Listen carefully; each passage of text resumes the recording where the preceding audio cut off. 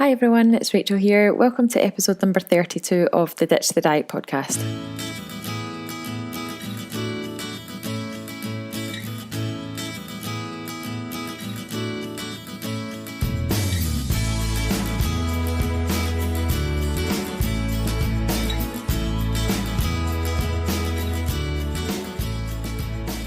So in today's episode of the podcast, I am speaking to specialist paediatric dietitian Bahee, and we talk about childhood nutrition, fussy eaters, and how to get your children to eat more fruit and vegetables without causing an absolute riot at the dinner table. We all know how difficult it can be sometimes to encourage children to eat more fruit and veg, but Bahee breaks it down and makes it really, really simple and gives you some great tips to work with your fussy eater if you have one in your household. So without further ado, let's get straight into the conversation with Bahee, and I'll be back at the end to tell you more about where you can find out more information.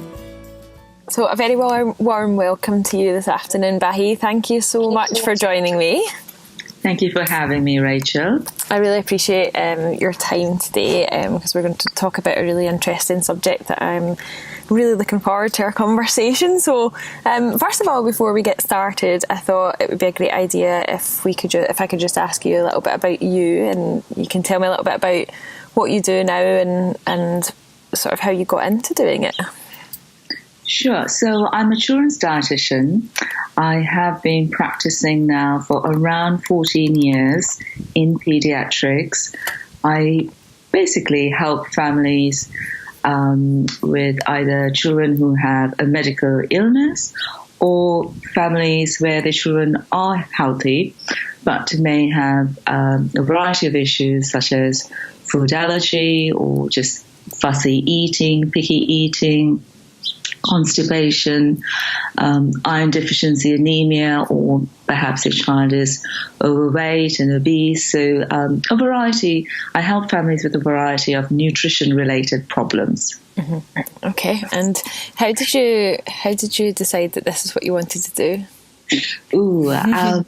Well, my mum was always really interested in health and nutrition. My dad is a vet, so health played quite a large role in my home from a very young age. I loved eating as a kid, and sometimes I'd be a little bit tubby, and so I was always quite conscious of the way I looked. So I read a lot about nutrition from a young age. I started running when I was about 16. We do have a family history of diabetes and kidney disease in my family. So I was quite conscious about that from a young age. It did leave an impression on me, particularly because my paternal grandfather, died from a heart attack from, I think, very, very young age. And that affected my father quite a lot. So there was a heavy emphasis on nutrition in the home. So I naturally just gravitated towards that. And when it came to university and choosing a career, I just sort of navigated towards this. Yeah. I think it just what seemed like the logical step or the logical direction to take for me, really. Yeah. And do you work privately now, or do you work for... I do a bit of both. I do work in ketogenic diets in my NHS work. But privately, I do have a practice, and I help families from a variety of backgrounds, because I've worked in kidneys, I've worked metabolic disorders, I worked in gastroenterology. I have been lucky enough with my NHS base to work in a variety of different settings, and that's sort of given me a really great grounding to help families with facing, different problems. Mm-hmm. And so, what sort of patients do you see then? What do you see are the most common What are the most common problems nutritionally that you're seeing in children at the moment? I do get a lot of requests for help with food allergy. Mm-hmm. I also get recently a lot of requests to help with vegan and vegetarian diets. Mm-hmm. As you know, veganism is very popular, and quite rightly, it's a little bit more tricky to manage that in children and babies. Mm-hmm. So families do ask me to help support with that. Mm-hmm. I do also get a lot of requests for help with selective or fatty eating, picky eating. But also help with families where children might be overweight. Sometimes some schools are starting to screen children, and parents get a note to say that their child is overweight, or families may just start to, be aware of some of these problems, and so they ask for my help with that. Okay. I know we're going to talk about the picky eating side of things a bit later on, because I find that quite interesting myself, because I was a very, very picky eater as a child, and I can actually remember causing my parents like quite a lot of hassle when it came to mealtime. Like, I can actually remember it, but nowadays as an adult, I can't really think of anything that I wouldn't eat, really. And the sort of transformation, I remember my dad saying to me when I was young, and he put a bowl of soup down to me, and I turned my nose up at it because it had so many vegetables in it. And I can remember his words to me were, when you're grown up, you're going to look back and think, I actually really like soup now. And I said to him, there's absolutely no way. I can remember saying it. I don't know what age I was. I think I was really young. I said to him, I will never eat a vegetable and I will never eat soup. I can remember saying it. And I also sort of wanted to talk about the sort of, I know it's quite a sensitive subject, about if someone is concerned about their child being overweight, and the sort of rising issue that we have with childhood obesity and overweight children in this day and age as well, and what people can do about that if they are concerned about their children. So what do you think is the cause of that at the moment, that we're seeing a lot more sort of physical and mental ailments coming through due to poor diets in children? Do you think it's a sort of nature or nurture issue, or do you think it's maybe environment that we're growing up in these days? What are your thoughts on that? Well, it's complex. I think it's not down to just one issue. So diet certainly plays a role. And, having access to the right food. And I always say that, it's the parent's role to provide the right nutrition to children. And then it's the child's role to eat the nourishing food. But also, with older children, there's, they have a lot more access to screens now. Perhaps we have less focus on physical activity or finding sport or activity that children enjoy. Something as small as a trip to the park and playing in the park is maybe getting replaced with TV time. It could be really small things. We are also eating much larger plates. Our dinner plates have increased in size over the years. And when, I think we've forgotten what a normal portion size is, even in restaurants and in supermarkets. The meal sizes, the pre-packaged meals, they're quite large now. And I think we've forgotten that we don't always need to eat everything that's put in front of us. We've forgotten about mindful eating, being in tune to, listening to our body, eating when we are hungry and stopping when we are full. What about snacks? We have access to a huge range of food. And although we do say that, fruit and vegetables are expensive foods, there's always promotions in supermarkets, especially at the end of the aisles, or as you're approaching the checkouts. There's lots of, chocolates and biscuits that are on promotion, and not enough of fruit and veg being promoted, those 3 for 1 or buy 2 get 1 free, or buy 1 get 1 free, that sort of thing. It's always on the high fat sugar foods, and not, you don't see as many of that in the fruit and veg. So it's just taking priority of our health, taking time to prepare family meals. We're busy families now. The children have, loads of classes now after school, preparing for exams, sometimes activities that are, appropriate for the child sometimes gets replaced with things like tuition and extra classes. So those are all sedentary activities. So it's complex, isn't it? It's a variety of issues that are playing a role in childhood obesity. Yeah, there's lots and lots of different things that are affecting it. It's just like, where do you start? And one of the things that my clients struggle with when they're, trying to make a real effort to change to a healthier lifestyle, changing small habits and making small changes in the home to what they're eating and how active they are, is that they come up against the struggle of children being picky eaters or sort of refusing to eat certain foods, and almost a lot of the sort of statements that I hear from clients are, I can't get rid of these snacks from the house because my children need to eat them. So they're up against that. And I've personally seen the fight at the dinner table several times, which can end in tears a lot. So is there a reason why some children are fussy eaters? Is there a medical reason, or do you know what causes some children to be picky eaters or fussy eaters and some not, for example?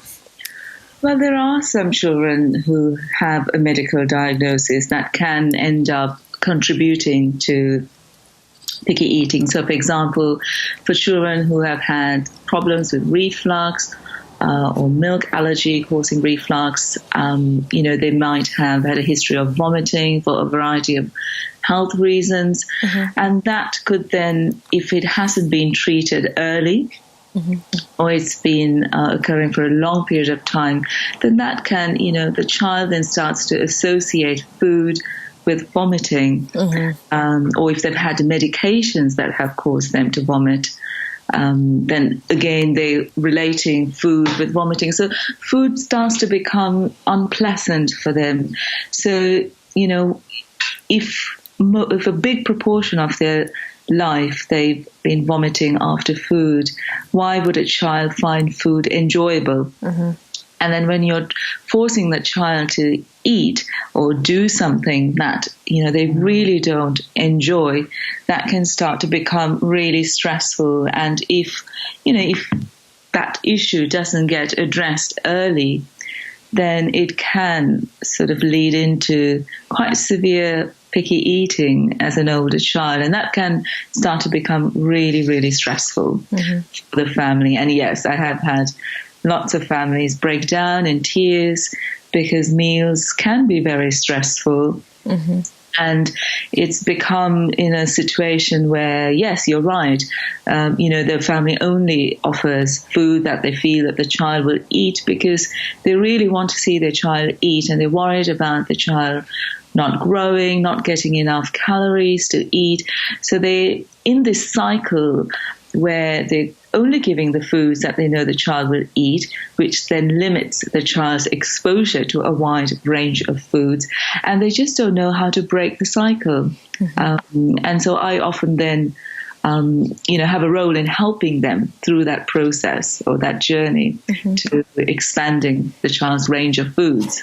Yeah, I think you hit the nail on the head there, because parents know how important it is for their children to eat, fruits and vegetables and a wide variety of different foods and healthy foods. But the struggle of actually achieving this with people with picky eaters or fussy eaters can be really frustrating. So do you have any specific sort of advice or simple things that parents could possibly try if they're in this position at the moment and they feel sort of stuck in that vicious circle of that you just described? Never force feed your child. That is a top tip that I will share with you today, because there are lots of families who do force feeding, and that can really backfire on families because the child just will not want to eat if the family are force feeding. I always emphasize that food should be enjoyable. There should be no pressure to eat, and I really focus on giving the child the confidence to trust food again. So, helping the child feel really comfortable about food and, wanting to explore different foods. And using play is a really great way of empowering the child to feel safe around different foods or foods that's not familiar to them anymore. So I do talk a lot about messy play and using play to, expand the child's range of foods. That's brilliant. But do you have any specific examples of the type of play that you encourage? So you can use, favorite toys that a child, some children really love, cars or dolls, and you can use the toys initially away from the dining table, but separately to meal times. And you could use a variety of textures and foods to incorporate play to help the child get exposure to a wide variety of foods. It obviously depends on the severity of the pickiness.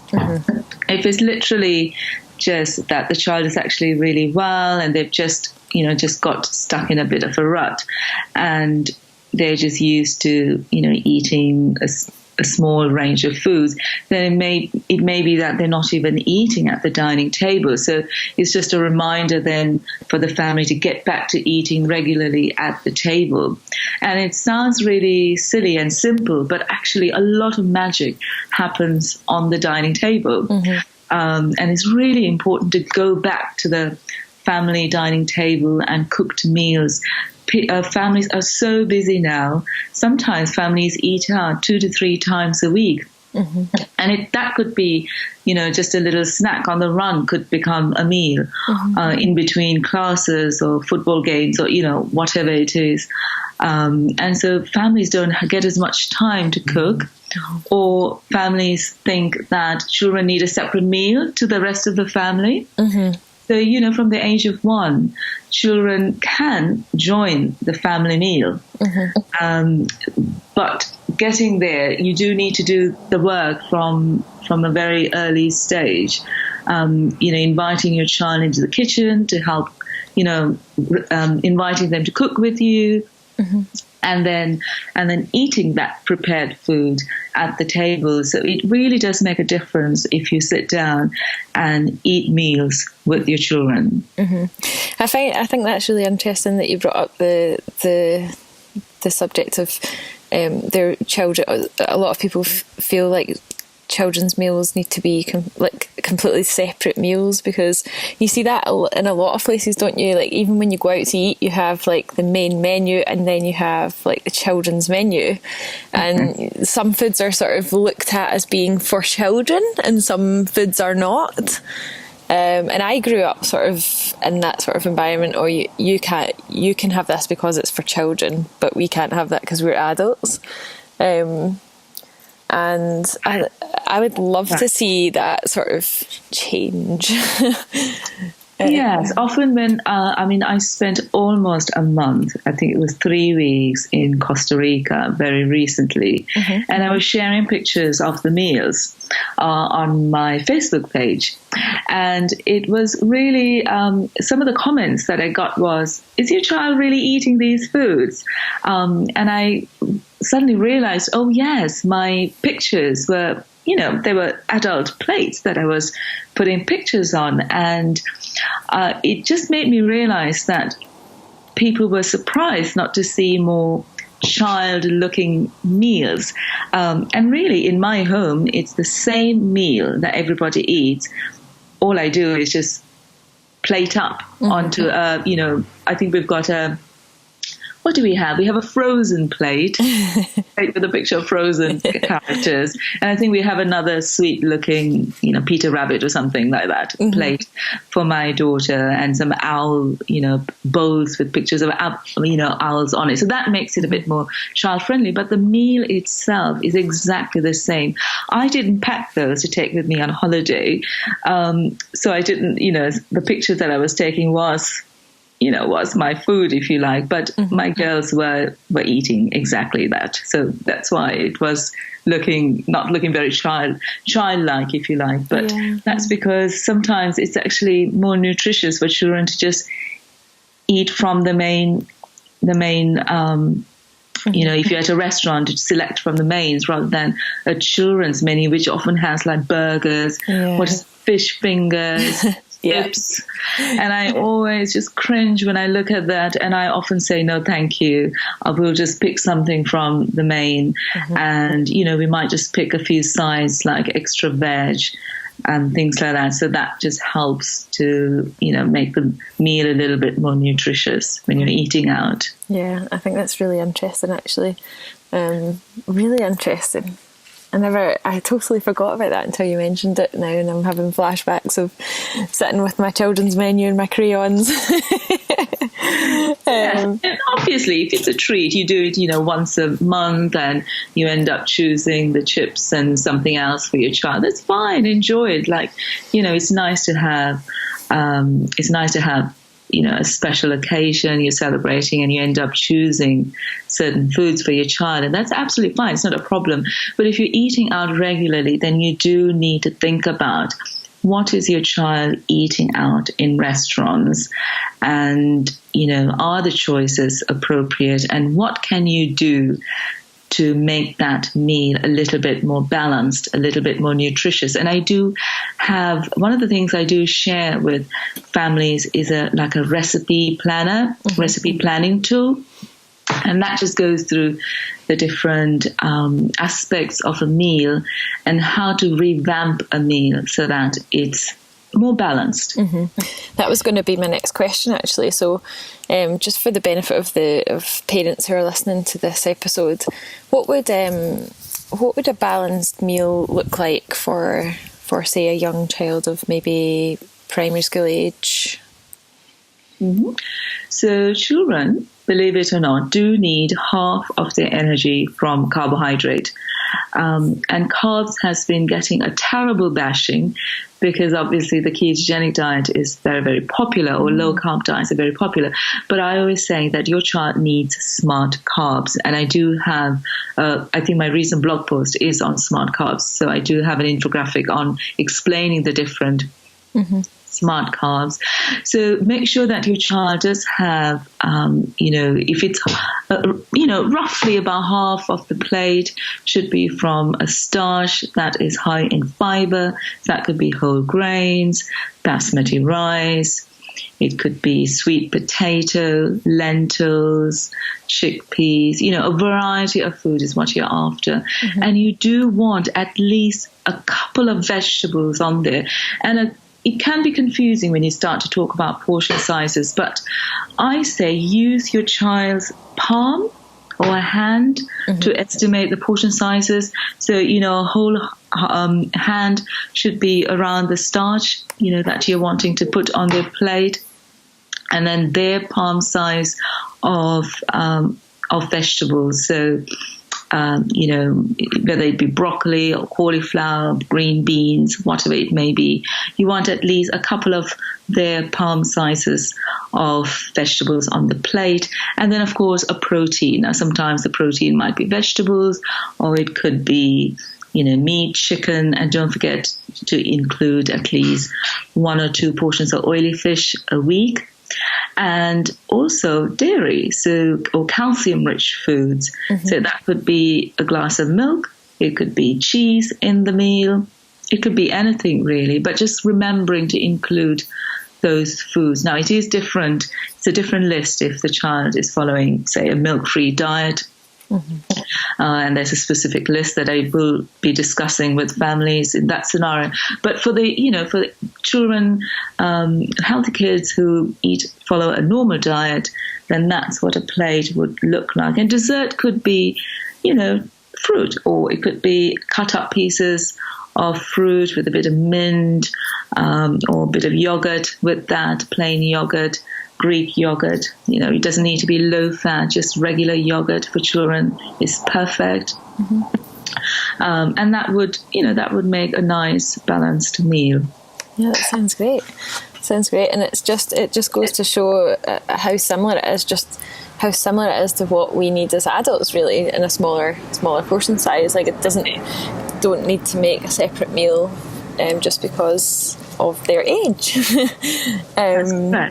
So just before we finish up, we'll just go back, and I actually had this question sent from someone on my Facebook page just last week, and I thought I would ask you, if my child is overweight, what practical steps could someone take to help their child without affecting their self-esteem? That was sort of the question that I got asked from someone. Their child was overweight, or I think their school had actually, like you said, had sent a letter saying that the child was overweight, but they wanted to approach it in a way to help their child without making them feel like it was a bad thing and sort of affecting their self-esteem.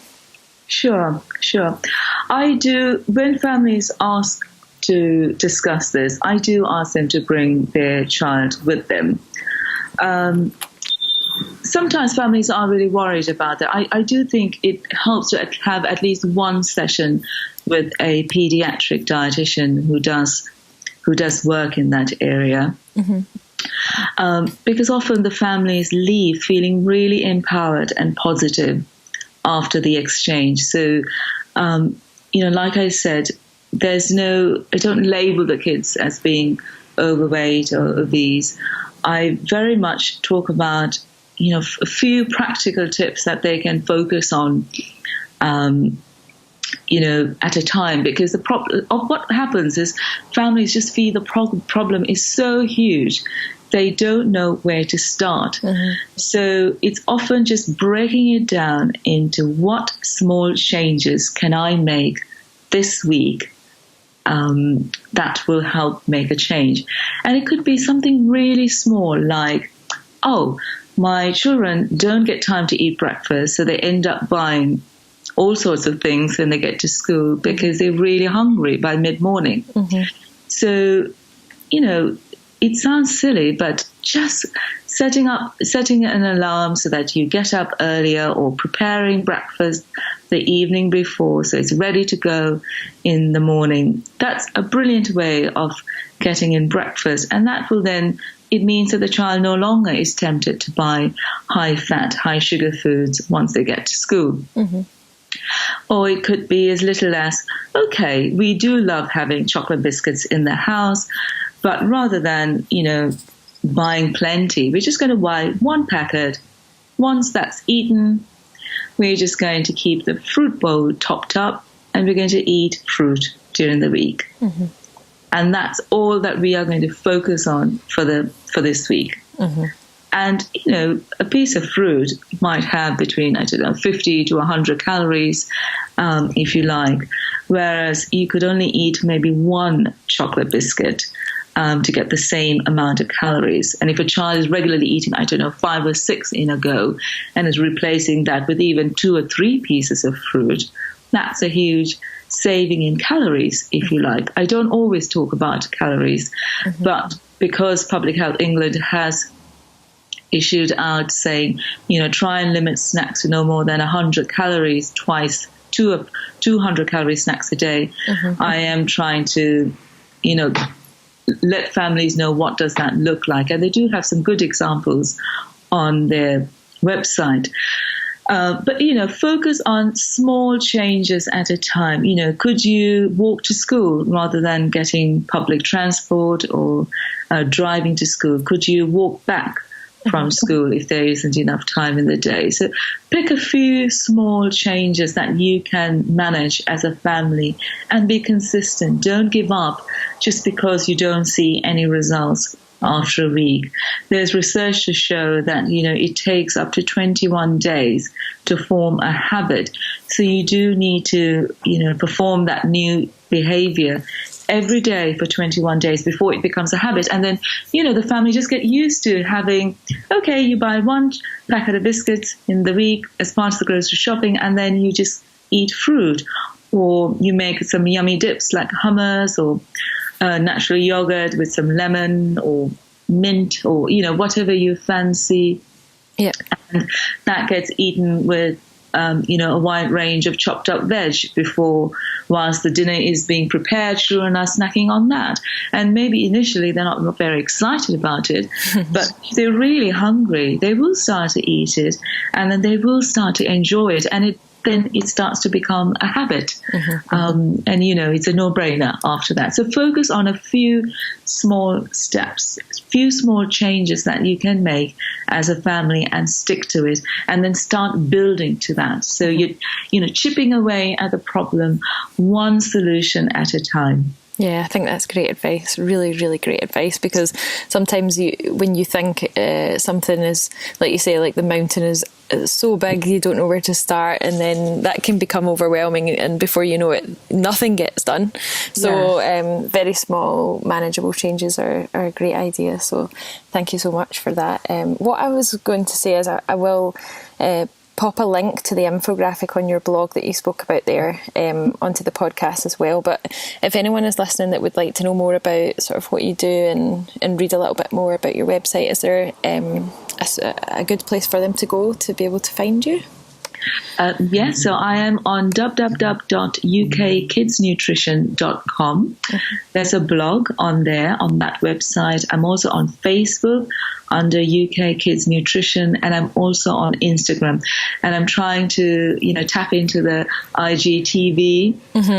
About a variety of topics every day, and I do share, if there's news, latest news and topics, I do share that on social media, and I invite people to talk about it over there as well. That's great. I'll make sure that all the links to your blog and your social media are on the show notes. So if anyone's listening and wants to know more, I know you're listening on iTunes or Stitcher, you can just scroll down on the page that you're listening on now, and there will be some clickable links there that you can follow. So thank you so much again for joining me today. I really, really appreciate it. I've really enjoyed our conversation. It's been great chatting to you, Rachael. Thank you for this opportunity.